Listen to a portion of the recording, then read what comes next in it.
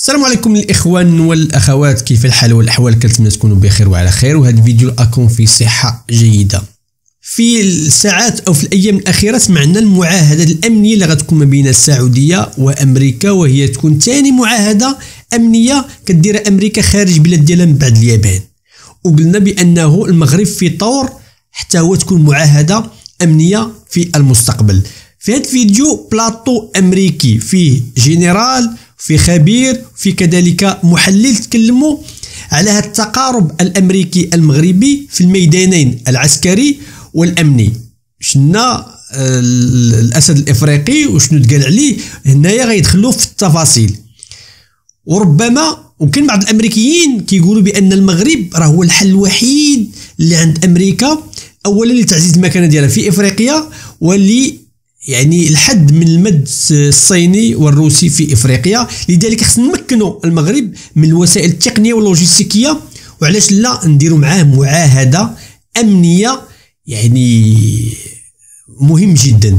خليكم تسمع هذا التحليل قوي، واللي عجبني اكثر في اخر المقطع وهو واحد السيد، واحد محلل معاهم تلاقى مع واحد السيد مغربي او جندي مغربي في الصحراء، وقال لي انه الاب ديال المغربي اشتغل في الحرب العالميه الثانيه في ايطاليا جنبا لجنب مع امريكيين، وهذا الشيء حس بالفخر هذاك الامريكي. شوف قال لك هذاك الشيء كيتوارثوا المغاربه ابا عن جد، والعلاقه بين المغرب وامريكا كيتوارثوها ابا عن جد. بلا ما نطول عليك، تبع الفيديو لك اول مره يسعدنا انك ديروا واحد لايك واشتراك فضلا وليس امر، الحاجه الوحيده ممكن تعاوننا بها. وكذلك شكرا بزاف الناس اللي كيديروا لايك ونسى الفيديو. نتلاقاو في الاخير ونناقشوا بعض التفاصيل ديال هاد الفيديو. ont mobilisé 7000 soldats issus de 20 pays. L'exercice African Lion 2024 a inclus des opérations tactiques terrestres, maritimes et aériennes, des missions des forces spéciales ainsi que des ateliers de planification opérationnelle, le tout sous la supervision d'une équipe dédiée. Le programme a compris également des cours théoriques et un exercice de lutte contre les armes de destruction massive. De plus, le programme a offert divers services médicaux, chirurgicaux et sociaux aux habitants de la région par le biais d'un hôpital médico-chirurgical de campagne. African Lion 2024 a contribué substantiellement au renforcement de la coopération opérationnelle et technique entre les armées participantes et est reconnu comme le plus grand exercice militaire en Afrique. Cet événement, dont la première édition remonte à 2004, favorise l'échange d'expériences et de connaissances militaires, en particulier dans les domaines de la formation et de l'entraînement conjoint. En effet, le Maroc joue un rôle central dans le maintien de la sécurité et de la stabilité régionale, apportant une contribution significative à la paix et à la prospérité au Moyen-Orient et sur le continent africain. En outre, le partenariat stratégique bilatéral entre les États-Unis et le Maroc repose sur des intérêts partagés, reflétant un engagement mutuel à relever des défis communs. Pour discuter de ce sujet, nous aurons aujourd'hui le plaisir d'accueillir 3 experts militaires. Alors permettez-moi de vous présenter le colonel à la retraite David Desroches. Le colonel Desroches est actuellement professeur de formation et d'éducation des forces armées au Near East South Asia Center for Security Studies. Auparavant, il a occupé le poste de directeur de la politique de défense pour le Moyen-Orient. Il a également servi au cabinet du secrétaire à la Défense en tant qu'agent de liaison avec le département de la sécurité intérieure. Il a été directeur principal pour le Pakistan, directeur des opérations de l'OTAN et directeur adjoint pour le maintien de la paix. Notre deuxième invité, le colonel à la retraite Preston McLaughlin, a servi dans le corps des Marines des États-Unis pendant plus de 27 ans. Il a occupé les postes de commandant de section, de compagnie, de bataillon et de régiment. Il a également exercé les fonctions d'observateur dans le cadre de la mission des Nations Unies au Sahara. Et nous avons l'honneur également d'accueillir une fois de plus notre chroniqueur Chris Lapetina, vétéran du corps des Marines des États-Unis. Il est également directeur de Focus Consulting à Washington, D.C. Bienvenue à vous messieurs, mais avant d'entamer notre discussion, je vous propose de suivre le reportage de notre correspondante Jihan Mansour qui nous donne un aperçu historique de ces manœuvres African Lion.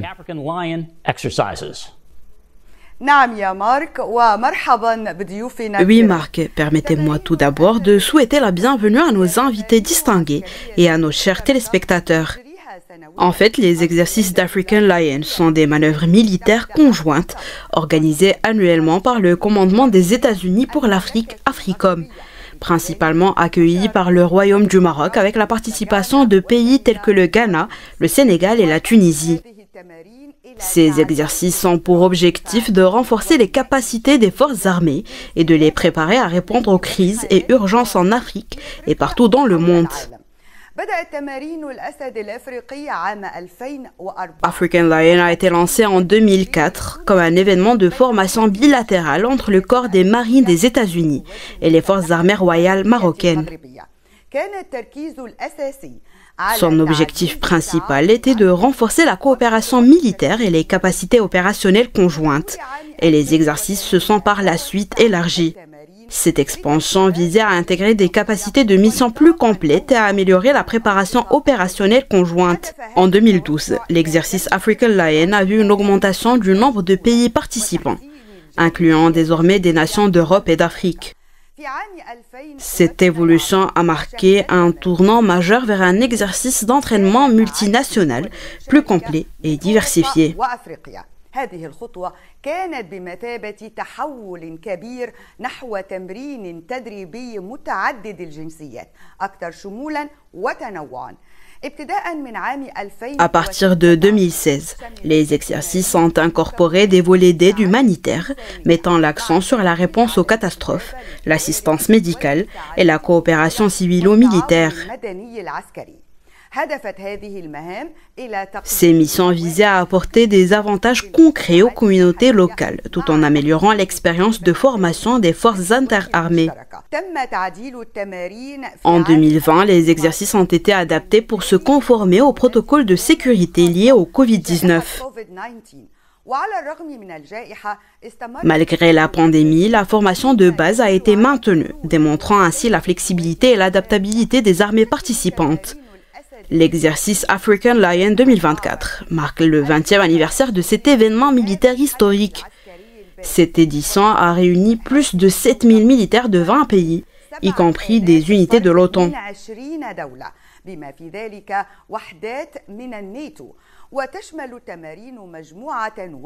Les exercices ont compris un large éventail d'activités de formation, telles que des exercices à balles réelles, des opérations de largage aérien et des missions d'aide humanitaire. Merci Jehan. Entamons notre discussion avec Chris Lapetina. Chris, quelle est votre évaluation de la coopération militaire maroco-américaine et quelle importance attribuez-vous au choix du Maroc en tant qu'hôte de plusieurs de ces exercices au cours de ces dernières décennies? Marc, permettez-moi tout d'abord de souligner que nos téléspectateurs sont particulièrement privilégiés aujourd'hui, car nous avons le plaisir d'accueillir deux experts militaires qui ont servi avec honneur et courage. Leur expertise enrichira grandement cette discussion en ce qui concerne le Maroc. L'exercice African Lion et les relations avec les États-Unis, permettez-moi de souligner leur importance. Cette relation est cruciale non seulement pour le Maroc, qui considère les États-Unis comme un allié, un pays ami, mais également pour les États-Unis. D'ailleurs, nous aborderons probablement au cours de cet épisode les enjeux stratégiques du Sahel et les défis qui y sont associés. Le Maroc se révèle être un allié de premier plan et un partenaire inestimable pour les États-Unis dans la définition de leurs relations stratégiques futures avec l'Afrique. Merci Chris. Faisons maintenant appel à l'un de nos colonels les plus expérimentés. Nous avons avec nous aujourd'hui le colonel David Desroches. Alors, compte tenu des nombreux défis à travers le continent africain, défis qui se traduisent sous forme de guerre, d'extrémisme violent, de problèmes de cybersécurité, de crimes organisés et bien d'autres encore auxquels les Africains doivent faire face. Alors, comment évaluez-vous l'impact d'African Lion pour aider à relever tous ces défis? Votre question est pertinente. Tout d'abord, des exercices militaires de haute intensité ont vu le jour au Maroc dans le cadre de ces manœuvres. Cependant, la véritable valeur réside, je pense, principalement dans le déploiement et le débarquement des fournitures, capacités qui peuvent être mises à profit en situation de guerre de haute intensité ou dans des contextes humanitaires. Il est crucial de s'entraîner à ces opérations pour développer une bonne connaissance des différents ports et déterminer les quantités de matériel pouvant être acheminées par divers moyens. Il s'agit donc d'une capacité à spectre complet, exercée en Afrique, notamment au Sénégal et au Ghana, ainsi qu'au Maroc. Un autre aspect fondamental est la planification et la coordination multinationale. Cette tâche est complexe, même entre les services militaires américains, en raison de différences de fonctionnement et du risque de confusion. En outre, la coordination internationale est encore plus difficile à réaliser. Ainsi, l'un des éléments souvent négligés mais essentiels est l'organisation des conférences préparatoires. La réunion de planification principale qui s'est déroulée en janvier et février au Maroc démontre le rôle de premier plan que joue ce pays depuis des décennies dans cet engagement à spectre complet. Ces compétences peuvent être utilisées pour gérer des crises comme une épidémie d'Ebola ou pour lutter contre le terrorisme. Toutefois, les capacités développées grâce à ces exercices nécessitent un engagement à long terme et un renforcement régulier. Merci David. Passons maintenant à notre deuxième intervenant, le colonel de corps des Marines, McLaughlin. Preston, en nous référant aux propos de David concernant l'exercice combiné maroco-américain African Lion, qui renforce de manière significative cette relation vitale entre nos deux pays, pourriez-vous nous expliquer l'importance de cet exercice et quel est l'état actuel des relations militaires entre le Maroc et notre pays? Écoutez, les États-Unis et le Maroc partagent une longue histoire commune qui remonte à la date de notre fondation. Récemment, j'ai entendu le chef de l'armée française évoquer le corps expéditionnaire français en Italie pendant la Seconde Guerre mondiale, où de nombreuses divisions étaient composées de Marocains ayant combattu dans ce conflit. Nous avons une relation ancienne avec l'armée marocaine, relation qui sert les intérêts stratégiques de nos deux nations.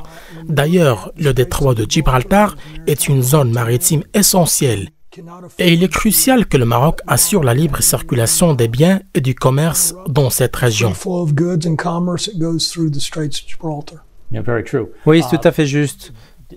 Alors, colonel David Desroches, les États-Unis ont de nombreux rivaux sur le continent africain, tels que la Russie, notamment avec ses mercenaires du groupe Wagner, ainsi que la Chine, qui est impliquée sur le plan militaire et dans la recherche de minerais. L'Iran, lui, est également présent dans diverses activités. Chacune de ces puissances agit en fonction de ses propres intérêts et en collaboration avec les régimes locaux. Alors, que font les États-Unis, en particulier à travers African Lion, pour réaliser leurs ambitions sur le continent africain? On the continent of Africa? Well, good question. So the United States generally is at a disadvantage dealing with Votre question est pertinente. Les États-Unis sont généralement désavantagés lorsqu'ils traitent avec des pays où la corruption est endémique, une réalité assez courante en Afrique. En revanche, les Russes, les Chinois et dans une moindre mesure les Iraniens n'hésitent pas à soudoyer des dirigeants corrompus. Ainsi, nous voyons des juntes militaires prendre le pouvoir au Niger, au Burkina Faso et au Mali, et immédiatement, ces régimes préfèrent collaborer avec les Russes plutôt qu'avec des organisations internationales plus transparentes comme l'Union européenne, la France ou les États-Unis. Les Russes se concentrent clairement sur l'extraction des richesses. Les Chinois, bien que leur intérêt soit en partie similaire au nôtre, à savoir la stabilité et le commerce, orientent leurs investissements principalement vers leurs propres intérêts et ceux de classes dirigeantes souvent corrompues. Cela place les pays africains dans une situation de dépendance économique où, à terme, les actifs peuvent être saisis en cas de non-paiement, à l'instar de la manière dont les Français et les Anglais ont pris le contrôle du canal de Suez. Cela ne sert pas nécessairement les intérêts africains.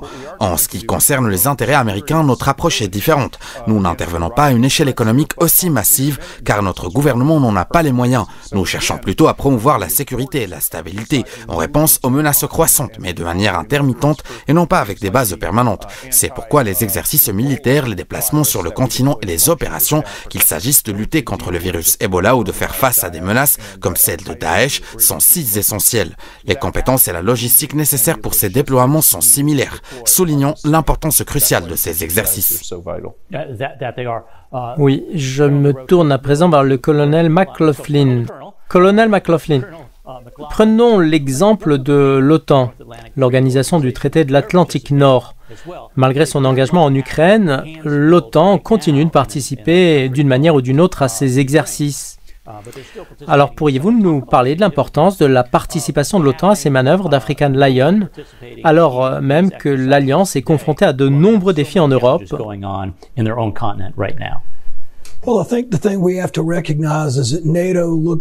Il est important de reconnaître que l'OTAN considère le Maroc comme un leader régional et compte sur lui pour rallier de nombreux autres pays à sa cause. Ce que beaucoup de gens ignorent, même aux États-Unis, c'est qu'il existe une multitude de petits exercices souvent parrainés par l'OTAN ou par un pays membre de l'OTAN, tels que Phoenix Express, un exercice maritime. Le Maroc participe fréquemment à ces réunions.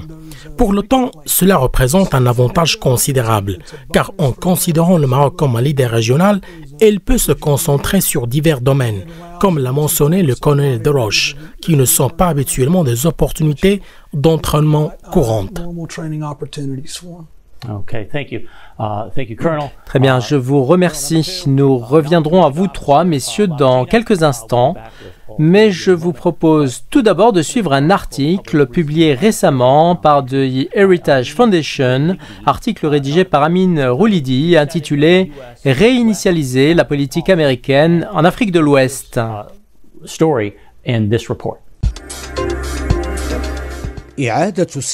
Réinitialiser la politique américaine en Afrique de l'Ouest.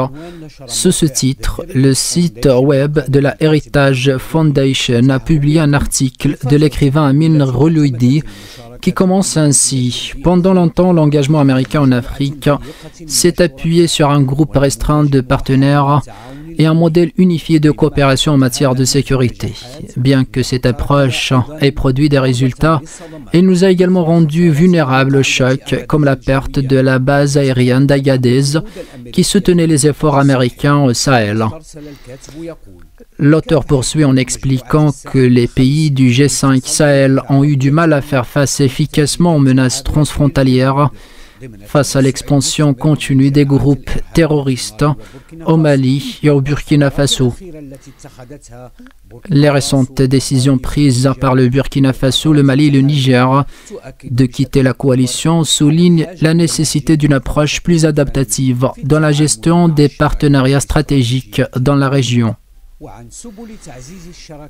Concernant les moyens de renforcer les partenariats américo-africains, l'auteur déclare « Pour garantir les intérêts à long terme, les États-Unis doivent donner la priorité à l'établissement et à l'entretien de partenariats avec des parties fortes et durables qui ont des intérêts communs similaires à ceux trouvés ailleurs sur le continent. » À titre d'exemple, l'auteur souligne que le Maroc s'impose comme une solution permettant aux États-Unis d'élargir leurs partenariats régionaux. L'administration Trump a considérablement renforcé les relations entre les États-Unis et le Maroc en reconnaissant la souveraineté marocaine sur le Sahara, les fortes capacités militaires du Maroc, sa coopération étroite dans la lutte contre le terrorisme et sa position stratégique le long de l'océan Atlantique et de la Méditerranée en font un pilier essentiel des efforts de sécurité américains en Afrique du Nord et de l'Ouest.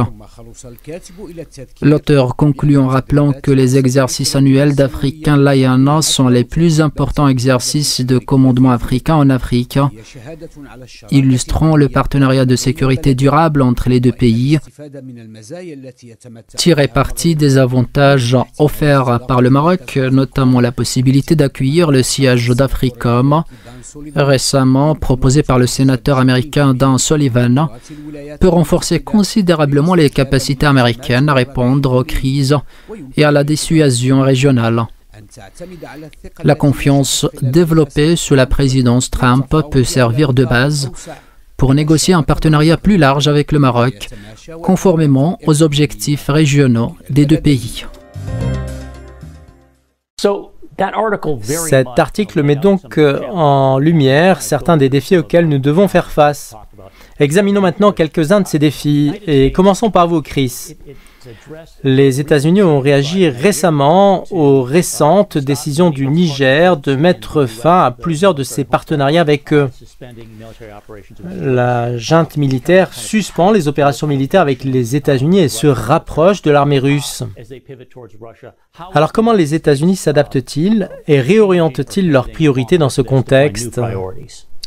Je pense que David a très bien exposé les problèmes que nous rencontrons pour maintenir les relations dans la région du Sahel. Les pays de cette région ne partagent pas les mêmes valeurs fondamentales que le Maroc. L'une des façons de contrer cette situation est précisément ce que nous faisons actuellement avec l'exercice African Lion, constituer une coalition fondée sur des valeurs partagées, la préservation de la démocratie et la garantie des libertés importantes pour les citoyens, et non uniquement pour les dirigeants. En poursuivant ce type d'initiative, nous serons en mesure de repousser les acteurs malveillants présents dans la région du Sahel. Colonel Desroches, pourriez-vous nous expliquer comment la perte de la base aérienne d'Agadez au Niger affecte précisément les points évoqués par Chris ? Selon le rapport de la Heritage Foundation, cette base aérienne joue un rôle crucial dans la lutte contre le terrorisme au Sahel en raison de sa proximité avec de nombreux groupes terroristes dans la région. Alors, quelles mesures les États-Unis prennent-ils en réponse à cette perte et comment le Maroc peut-il contribuer à améliorer la situation au Niger? Yeah, good question. So the Agadez Air Base is a key facility because it's right in the middle of the Sahel. C'est une excellente question. La base aérienne d'Agadez est une installation clé en plein milieu du Sahel. Pour maintenir une observation persistante ou déployer des forces, il est évident que plutôt que de partir de l'intérieur vers l'extérieur, nous devons maintenant opérer à partir de points plus éloignés, comme des pays amis au sud du Sahel, peut-être le Ghana. Opérer depuis la Libye est trop instable, l'Algérie refuse généralement d'accueillir des forces étrangères et la Tunisie est trop éloignée. Le Maroc en particulier, sa partie sud et la Mauritanie sont des options plus viables. Le Mali et le Burkina Faso n'accueilleront pas nos forces, ce qui prive une grande partie de la zone de moyens d'observation à court terme et compromet notre capacité à agir. Le Maroc peut contribuer de deux manières. Premièrement, c'est l'un des rares pays africains à exporter de la sécurité plutôt qu'à en consommer. Le Royaume du Maroc dispose d'une base de formation militaire professionnelle bien établie, qui forme des officiers, des sous-officiers et des soldats. Lorsque j'étais candidat à un échange à l'Académie royale militaire du Maroc, j'étais souvent aux côtés d'officiers du Gabon, du Burkina Faso et d'autres pays. I was frequently seated next to officers from Gabon or from Burkina Faso or places like that. So that training and development of professional military forces can continue. Le Maroc peut donc continuer, voire accélérer la formation et le développement de forces militaires professionnelles, espérant ainsi remplacer les juntes corrompues par des armées plus professionnelles. Deuxièmement, le Maroc a prouvé sa capacité à exporter la sécurité. Les Marocains ont servi en Bosnie, où j'étais basé, en Europe, assurant la sécurité de la base où je dormais à Sarajevo. They've served in Europe, one of the rare African countries that has served in Europe as providing the security for the base that I slept on in Sarajevo.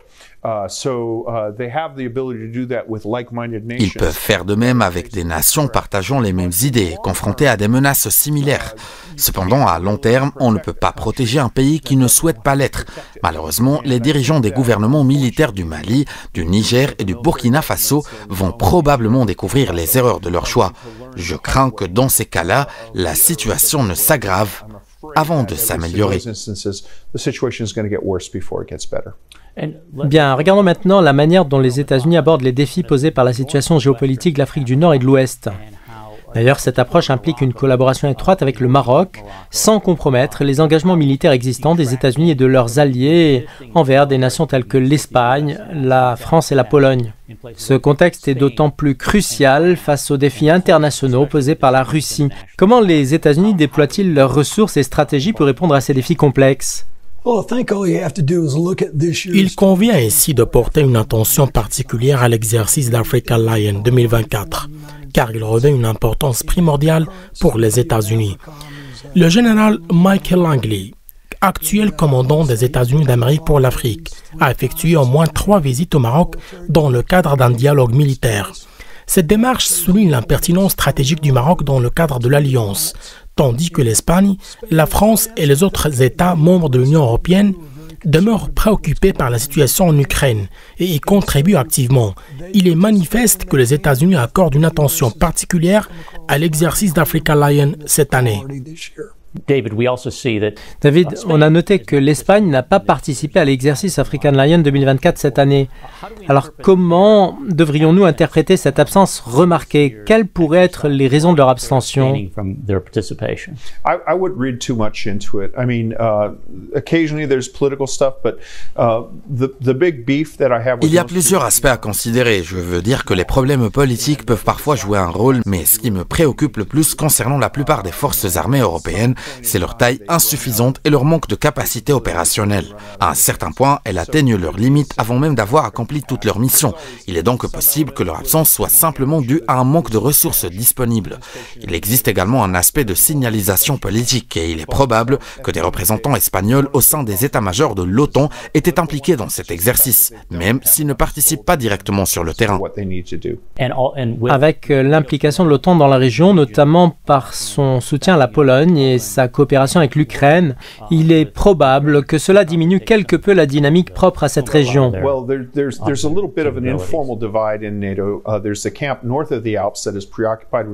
Écoutez, au sein de l'OTAN, une division informelle se dessine. Une faction située au nord des Alpes se concentre sur les défis liés à la Russie, tandis qu'une autre au sud des Alpes se préoccupe des menaces non conventionnelles comme les flux migratoires massifs en provenance d'Afrique.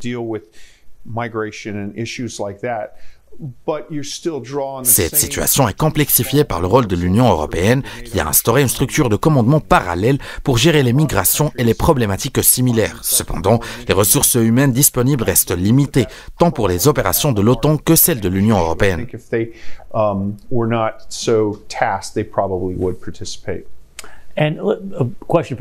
J'ai une question pour vous deux, colonel. Récemment, nous avons été témoins des troubles en Iran suite au décès de leur président lors d'un accident d'hélicoptère. Alors, colonel Desroches, pouvez-vous nous éclairer sur l'incidence de ces événements sur la formation et les opérations en Afrique? I don't think it'll make that much of a difference, honestly. Iran has mature institutions. Je doute que cela ait un impact majeur, pour être franc. L'Iran dispose d'institutions matures, bien que répressives. Je crois qu'elles peuvent absorber la disparition d'un dirigeant de haut rang. La principale préoccupation réside plutôt dans le fait que l'Iran a traditionnellement été une source importante de migration vers l'Europe. Ainsi, il est plausible que les pays membres européens de l'OTAN, déjà surchargés, détournent leur attention et leurs ressources des menaces comme la migration, le trafic de drogue et autres provenant du continent africain vers l'Est, afin de faire face à un potentiel afflux de migrants iraniens suite au changement de gouvernement.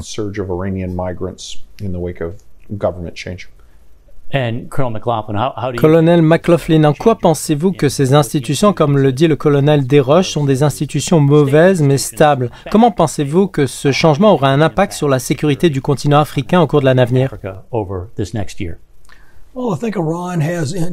Je suis d'avis que l'Iran porte un certain intérêt à l'Afrique, tout comme à d'autres régions. Cependant, il semble prioriser l'allocation de ses ressources aux pays situés dans son voisinage immédiat au Moyen-Orient. Si le président n'avait pas été impliqué dans cet accident, il est probable qu'il aurait envisagé des interventions dans d'autres régions africaines. Cependant, il est clair que la Russie et la Chine jouent actuellement un rôle prédominant dans les initiatives d'intervention en Afrique. Nous progressons à un rythme soutenu, ce qui nous amènera à aborder ces sujets dès notre retour. Après, les relations sécuritaires et militaires entre les États-Unis et le Maroc connaissent un développement significatif et se manifestent par un échange d'informations en matière de renseignement et par la fourniture de matériel militaire de haute qualité par les États-Unis au Maroc. Cette évolution témoigne de la confiance et de la crédibilité dont jouit le Maroc, qui s'apprête à recevoir 64 hélicoptères Apache, en plus des contrats antérieurs portant sur des chars Abrams. Cette démarche renforce la position du Maroc en tant que partenaire majeur de l'industrie de la défense américaine. Cette coopération étroite découle également du rôle central des agences de sécurité marocaines dans la lutte contre le terrorisme ainsi que leur contribution active à la sécurité régionale et continentale. Avant de poursuivre notre discussion, je vous propose de suivre le reportage suivant qui met en lumière l'importance de la coopération en matière de sécurité et de défense entre le Maroc et les États-Unis. Parallèlement aux relations diplomatiques et économiques, la coopération militaire et sécuritaire entre les États-Unis et le Maroc connaît un développement significatif, devenant un pilier essentiel pour promouvoir la stabilité dans la région nord-africaine et combattre les menaces terroristes. Cette coopération illustre également les liens bilatéraux distingués entre Washington et Rabat. D'ailleurs, l'exercice African Lion témoigne de manière particulièrement notable de cette collaboration entre les deux nations, s'affirmant comme le plus vaste exercice militaire sur le continent africain. Sur le front sécuritaire, le Maroc est reconnu comme un allié stratégique des États-Unis dans la lutte contre le terrorisme. Les deux pays collaborent étroitement en matière d'échange de renseignements et de formation pour contrer ce fléau, ayant signé une feuille de route pour la coopération militaire, incluant les orientations devant être suivies pour la mise en œuvre des activités approuvées lors de la 13e session du Comité consultatif maroco-américain de défense.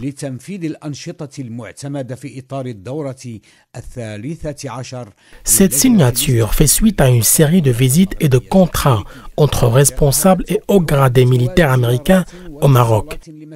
La plus récente étant une visite de travail conclue par la secrétaire adjointe américaine à la Défense chargée des affaires de sécurité internationale, Célécie Wallander, qui a dirigé une délégation militaire de haut niveau à la 13e session du Comité consultatif de défense maroco-américain. Les deux parties ont exprimé leur volonté de renforcer encore davantage ces liens sur la base de la confiance et de la compréhension mutuelle. Le format de la réunion du Comité consultatif de défense s'est avéré approprié pour un dialogue stratégique et pour aborder les questions de sécurité régionale et continentale. Cette coopération, fruit de décennies, voire de siècles d'amitié ininterrompue entre le Royaume du Maroc et les États-Unis d'Amérique, témoigne d'une relation solide et durable. Dirigeons-nous vers Chris Lapetina. Chris, est-il exact que les processus bureaucratiques et les blocages entraînent parfois des contrats d'armement, poussant nos alliés à choisir des destinations plus réactives et moins compliquées? Comme nous l'avons vu, l'Égypte a été freinée en raison d'obstacles de la part du Congrès, ce qui a ralenti ses acquisitions. Comme l'a souligné le colonel McLaughlin avant la pause, Israël a également fait face à une brève interruption de l'importation de certaines munitions lourdes. Alors comment pouvons-nous dépasser ces obstacles et comment le Maroc a-t-il réussi à accélérer ses acquisitions d'armement? Écoutez, l'assistance américaine est soumise à une certaine bureaucratie, mais elle est également substantielle. Dans le cas de l'Ukraine, cette assistance peut être vitale et je prévois qu'elle se poursuivra. Sans cette aide américaine, l'Ukraine, malgré les efforts du reste de l'OTAN, serait dans une situation précaire et pourrait même être menacée. C'est une réalité quotidienne pour nous. Nous ne donnons pas de l'aide aveuglément.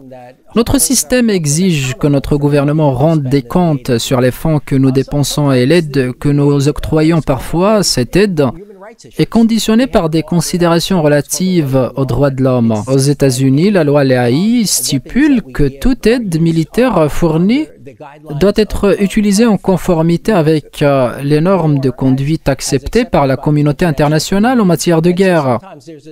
C'est pourquoi il y a parfois des débats sur les potentiels pays bénéficiaires de notre assistance. En ce qui concerne le Maroc, je crois qu'en raison de ses relations durables, de son influence positive dans les cercles politiques américains, des considérations telles que celles que vous avez mentionnées facilitent grandement l'octroi d'aide par les États-Unis au Maroc, sans créer de nouveaux obstacles bureaucratiques ni susciter de doutes quant à la pertinence de cette assistance. Colonel Desroches, il y a quelques semaines, nous avons observé une collaboration efficace entre les services de renseignement marocains et la DGSN, qui ont réussi à démanteler plusieurs cellules terroristes de Daesh dans différentes villes. Cette coopération, telle qu'elle se manifeste dans l'exercice African Lion, démontre son importance cruciale dans des situations réelles pour prévenir des événements tragiques. Alors comment évaluez-vous la dynamique actuelle des relations entre le Maroc et les États-Unis? ainsi que la capacité des divers organes gouvernementaux, y compris les forces de défense et la diplomatie, à travailler en étroite collaboration.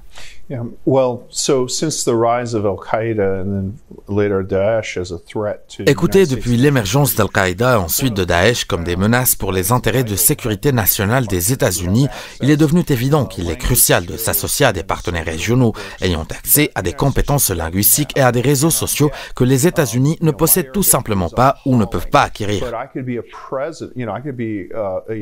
Personnellement, je dois avouer que mes compétences en arabe sont limitées et je ne pourrais pas infiltrer une cellule d'Al-Qaïda. En revanche, les Marocains ont réussi à le faire à plusieurs reprises, démontrant ainsi une capacité essentielle dans la lutte contre ce qui est en fin de compte un défi mondial en matière de maintien de l'ordre. Nous savons que les individus issus de diverses communautés ethniques, linguistiques, religieuses, culturelles et sociales sont mieux équipés pour faire respecter la loi. Par conséquent, dans le contexte d'une menace mondiale prétendant agir au nom de l'islam et ciblant principalement les individus élevés dans des environnements où l'islam est prédominant, le partenariat avec le Maroc partageant les mêmes valeurs est d'une importance inestimable. Cela dépasse de loin l'impact de tout avion ou char d'assaut que l'on pourrait mentionner. Colonel McLaughlin, permettez-nous de nous appuyer sur votre expérience de près de 3 décennies pour un rappel historique. Comment avez-vous observé l'évolution de cette relation au fil des ans? Où et comment a-t-elle progressé? Y a-t-il des domaines spécifiques ou des améliorations qui pourraient être envisagées à l'avenir? Il est crucial de reconnaître la singularité du partenariat entre le Maroc et les États-Unis. Le Maroc, en tant que nation, a des intérêts à la fois en Afrique. En qualité d'alliés, nous nous appuyons souvent sur leur expertise pour appréhender les divers enjeux régionaux. Comme le colonel de Roche l'a souligné précédemment, en abordant les objectifs de la lutte contre le terrorisme, cette relation est profonde et étroite. Cette année marque le 20e anniversaire de l'exercice African Lion, soulignant ainsi la longévité de notre partenariat. Nos liens remontent loin, comme en témoigne la participation des Marocains au sein du corps expéditionnaire français lors de la Seconde Guerre mondiale, et même des événements plus contemporains, tels que le sauvetage de Kolwezi en 1978, où l'armée marocaine a joué un rôle essentiel. Ces relations historiques et profondes sont une ressource précieuse pour nous. Le Maroc possède une expertise et une capacité d'action dans des domaines où les États-Unis peuvent rencontrer des limites, ce qui nous amène à solliciter leurs conseils avisés dans ces contextes spécifiques. Colonel Desroches, comment l'aspect du renseignement a-t-il été pris en considération? Nous avons porté une attention particulière aux relations entre les forces armées, mais il est également important de mentionner le rôle de la CIA, du département de la Défense, des agences de renseignement et d'autres composantes du renseignement des États-Unis et de leurs alliés qui collaborent avec les services de renseignement marocains. En quoi cette coopération a-t-elle contribué à améliorer la sécurité régionale en Afrique du Nord? Well, so first off, as I said earlier, I believe Morocco is the rare African country which is actually an exporter of. Tout d'abord, comme je l'ai mentionné précédemment, je considère le Maroc comme un cas rare en Afrique, où il joue un rôle dans l'exportation de la sécurité plutôt que dans sa réception. Les Marocains ont établi des accords de coopération avec les Européens et avec nous concernant la gestion des flux migratoires, la lutte contre le trafic de stupéfiants et d'autres menaces non conventionnelles. Ces accords ont pris de l'ampleur à mesure que la menace terroriste se faisait plus pressante. Nous reconnaissons que toutes les monarchies du monde arabe sont confrontées à la menace d'Al-Qaïda, tout comme les États-Unis, ce qui crée un terrain d'entente.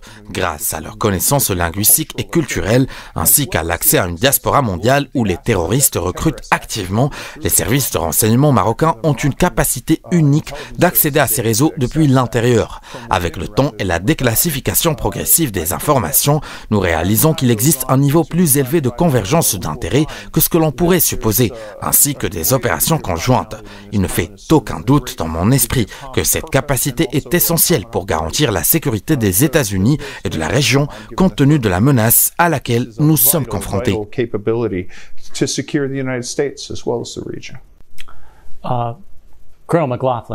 Colonel McLaughlin, pourriez-vous nous décrire le soutien apporté par les États-Unis aux efforts du Maroc dans la lutte contre le trafic illicite et le crime organisé?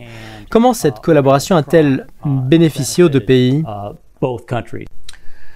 Well, I think, a lot of people in today's environment, they understand that trans-regional threats are... Dans le contexte actuel, il est largement admis que les menaces transrégionales constituent des défis considérables, caractérisés par leur complexité et leur ampleur.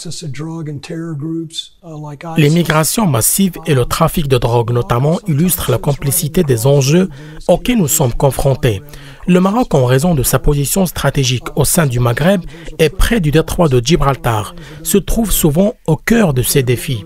Sa collaboration avec l'Espagne et d'autres pays européens riverains de la Méditerranée, tels que l'Italie et la France, dans la lutte contre le trafic de drogue et la gestion des flux migratoires, revêt une importance cruciale.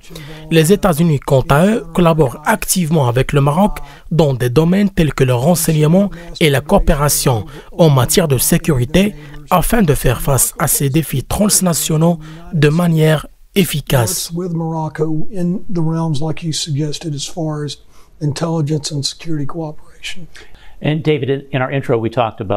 David, dans notre présentation, nous avons évoqué le transfert de chars Abrams et d'hélicoptères AH-64 Apache des États-Unis vers le Maroc. Alors, en quoi l'acquisition de cet armement renforce-t-elle les capacités militaires du pays et ses relations internationales? D'ailleurs, la mise en place d'une infrastructure pour la formation et l'entretien de tous ces équipements contribue également à consolider les liens entre nos deux nations. Je soutiendrai en tant que professeur d'école de guerre que l'aspect crucial réside non pas tant dans les armes et les capacités militaires que dans la collaboration et le développement d'une vision commune de la sécurité. Il est essentiel de cultiver un cadre intellectuel partagé et une approche commune de la sécurité afin de pouvoir visualiser et travailler ensemble de manière interopérable.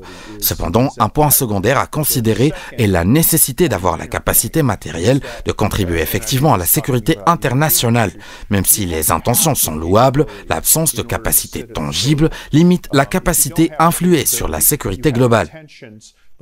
Un exemple illustrant ce point est celui des véhicules blindés de transport de troupes marocaines à Sarajevo, qui ont été indispensables pour garantir la sécurité dans une capitale européenne et faciliter les opérations d'une force multinationale de l'OTAN et de l'ONU. Dans le domaine de la sécurité, la possession d'hélicoptères et de chars renforce le rôle d'un acteur sur la scène internationale, tandis que leur absence peut limiter son influence. Je vois que le défi consiste à trouver un équilibre approprié entre les capacités lourdes requises pour certaines missions spécifiques et les forces nécessaires pour assurer la sécurité au quotidien. Idéalement, les chars Abrams et les hélicoptères d'attaque devraient être mobilisés principalement pour des interventions expéditionnaires contre des menaces émergentes plutôt que pour la défense directe du territoire marocain. Nous avons largement évoqué l'impact positif de ces exercices sur les pays africains. Cependant, il convient de souligner que pour l'armée américaine, qui n'est actuellement engagée sur aucune mission active, ce type d'exercice revêt une importance capitale. En effet, ces exercices nous permettent de maintenir notre état de préparation et de conserver nos capacités opérationnelles, ce qui est essentiel pour répondre efficacement à toute éventualité.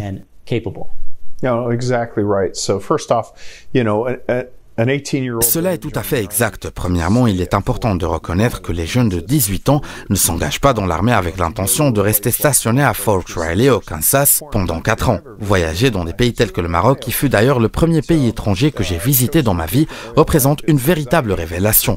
Ces expériences permettent d'explorer des modes de vie différents, ce qui est à la fois excitant et enrichissant. Travailler aux côtés de soldats étrangers dans un environnement étranger procure une sensation authentique de camaraderie militaire. De plus, la réalisation d'exercices de tir réel et autres activités similaires contribue à renforcer les compétences opérationnelles des soldats.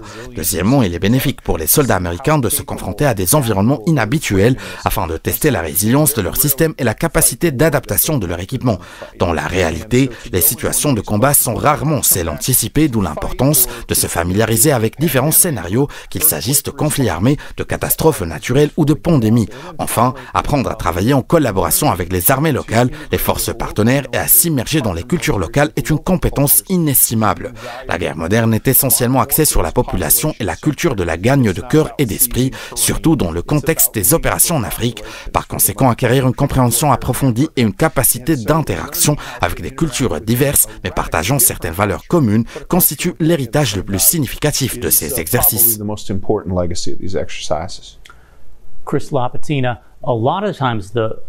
Chris Lapetina a souligné que les forces armées sont souvent en première ligne lors de catastrophes naturelles comme les tremblements de terre, comme celui de Marrakech ou les inondations en Afrique causées par le changement climatique.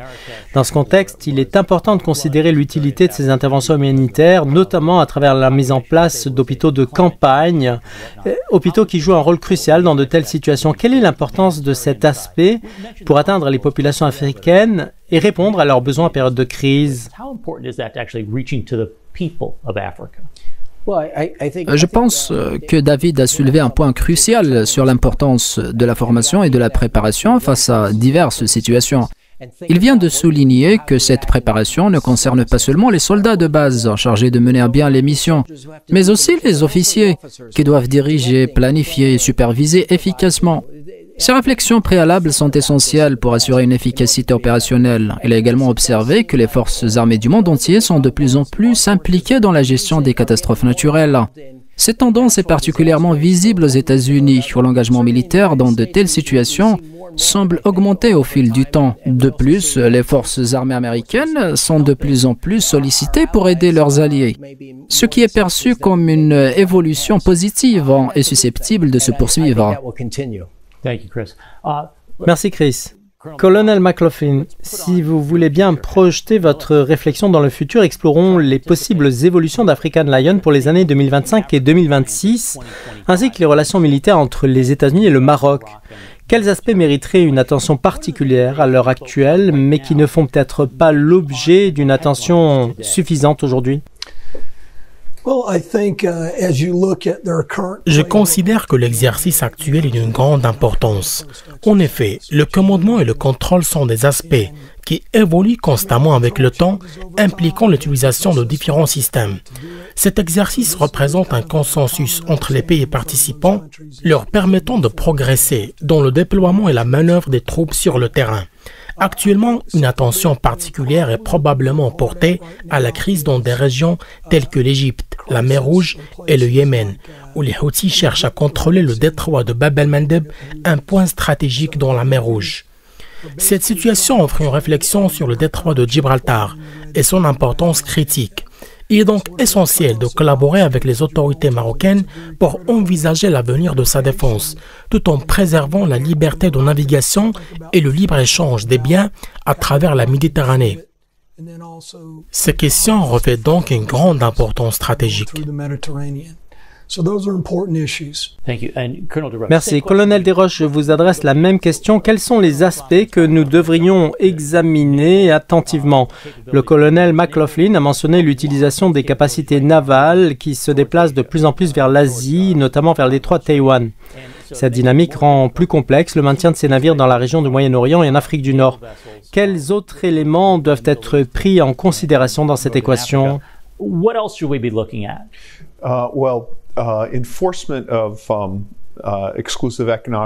Écoutez, il est essentiel de mettre en œuvre les zones économiques exclusives et de protéger la souveraineté maritime, surtout pour le Maroc, étant donné sa proximité avec l'Europe. Cette région devient un point de transit vital pour le commerce illicite et est sujette à la pêche illégale, principalement menée par des acteurs chinois. En outre, un aspect crucial concerne la gouvernance stable dans la région du Sahel. Souvent, notre attention est attirée par les problèmes sécuritaires, négligeant ainsi la stabilité gouvernementale. Les récents coups d'État au Mali, au Burkina Faso et au Niger souligne cette préoccupation. La nécessité de se concentrer sur la gouvernance devient évidente, notamment dans des pays comme la Mauritanie qui présentent des fragilités dans ce domaine. Tout bouleversement significatif dans la gouvernance mauritanienne aurait un impact non seulement sur le Maroc, mais aussi sur l'ensemble de l'Europe. Ainsi, il est impératif de mettre davantage l'accent sur la promotion de la bonne gouvernance dans ces pays confrontés à des défis sécuritaires, ce qui exigerait un engagement accru par rapport au passé.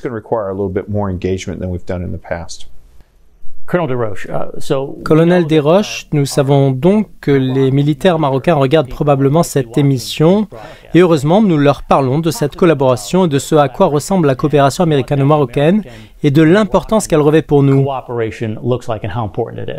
Cela revêt une importance capitale. Notre relation avec le Maroc est l'une des plus solides en Afrique, ce qui est remarquable. Comme je l'ai souligné précédemment, le Maroc se distingue en tant qu'exportateur net de sécurité, une caractéristique rare dans la région. J'encourage donc vivement les militaires marocains à collaborer étroitement avec leur homologue américain. Lors de cet exercice et de tous les autres, ils doivent pousser les limites au maximum, en particulier en mettant à l'épreuve les systèmes logistiques et de transport pour identifier leurs capacités et leurs limites. Cependant, ils doivent ne pas oublier d'organiser 1 ou 2 journées d'activités sociales pour favoriser les échanges informels et permettre à leur homologue américain de découvrir la culture, la gastronomie et les traditions de ce grand pays. Le Maroc demeure le plus ancien partenaire des États-Unis en matière de sécurité. Chris Lapetina, que pourriez-vous dire sur la nature de cette relation? Je voudrais tout d'abord exprimer ma gratitude envers l'armée marocaine pour sa contribution à la préservation de notre liberté. Les États-Unis jouissent de la liberté grâce en partie aux solides relations que nous entretenons à l'échelle mondiale. Et il est évident aujourd'hui que le Maroc joue un rôle crucial dans cet aspect. Je suis reconnaissant envers l'armée marocaine pour avoir offert à un jeune cadet comme moi l'opportunité d'apprendre et de débuter son parcours en tant qu'officier militaire. Cette expérience a grandement contribué à mon succès au sein de l'armée américaine. Je suis convaincu que David attribue une partie de sa réussite à son expérience en tant que cadet au Maroc. Merci Chris. Tournons-nous vers notre second colonel, le colonel Preston McLaughlin. Colonel, que diriez-vous si vous deviez partager vos réflexions avec vos homologues militaires au Maroc? Tout d'abord, permettez-moi de féliciter les planificateurs marocains et américains pour leur remarquable travail. Je suis conscient que la préparation de cet exercice a demandé un effort considérable, probablement commencé il y a environ 1 an. En 20 ans, nous avons parcouru un chemin significatif. Nous aspirons à voir cet exercice perdurer encore 20 ans, en s'ouvrant à de nouveaux partenaires et alliés régionaux au fil de son expansion. Lorsque j'étais dans le Sahara, j'ai eu l'occasion de rencontrer un jeune officier marocain qui nous a guidés pendant une journée. Il m'a partagé l'histoire fascinante selon laquelle son grand-père avait combattu aux côtés de Marc Clark en Italie. Rencontré en 1991, le fils d'un soldat marocain ayant combattu aux côtés des États-Unis en Italie m'a profondément impressionné. Je vous adresse mes meilleurs vœux pour l'exercice à venir. Nous arrivons malheureusement déjà au terme de cette discussion. Je souhaite exprimer ma gratitude à nos chefs militaires pour leur présence aujourd'hui et à remercier chaleureusement nos téléspectateurs pour leur attention. Mes remerciements vont tout particulièrement à nos invités, le colonel David Desroches, le colonel Preston McLaughlin, ainsi qu'à notre chroniqueur Chris Lapetina et à notre correspondant. يعني كما شفتوا الإخوان كلام مهم وكلام قوي وكلام فيه تفاصيل وكم هائل من المعلومات سبق لنا ذكرنا جزء منها وبعض المعلومات ذكروها في هذا الفيديو. وهذه الاتفاقيه اللي مشات غتكون خلاص هو كاين تعاون مغربي امريكي عسكري وكذلك امني. والمغرب ما نساوش راه هو الحليف ديال حلف الشمال الاطلسي والصديق اللي خارج حلف الشمال الاطلسي بطبيعه الحال. لذلك المغرب عنده واحد المكانه مهمه وشنا حتى تعزيز المغرب في الترسانه ديالو العسكريه وكذلك الصناعه العسكريه. الاخوان راه ماشي اي دوله ممكن دير صناعه عسكريه، راه خاصها التكنولوجيا وخاصها حتى يعني ممكن نقولوا المساعده وحتى يعني الاوكي من بعض الدول خصوصا الدول المجاوره. وكنقولوا امريكا راه مجاوره للمغرب، راه بينهم البحر الابيض او المحيط الاطلسي لان المغرب يعتبر جارا لامريكا. وغادي نشوفوا فيديوهات مقبله حتى الطاقه النوويه جايه في الطريق والتصريحات ديال المغاربه في امريكا واستعمال المغرب للطاقه النوويه لأغراض سلمية. المغرب الإخوان راه غادي تبارك الله عليه صراحة. تفاعل معايا شنو بالك في هذا الموضوع هذا؟ واش ممكن تكون اتفاقية أمنية حبر على ورق بين المغرب وأمريكا؟ وشنو ممكن التأثير ديالها حول موقع المغرب والوضع العام في المنطقة؟ شكرا للمتابعة ديالكم، شكرا للناس كيديروا لايك ونسى الفيديو. اللقاء في فيديو آخر إن شاء الله. تهلاو.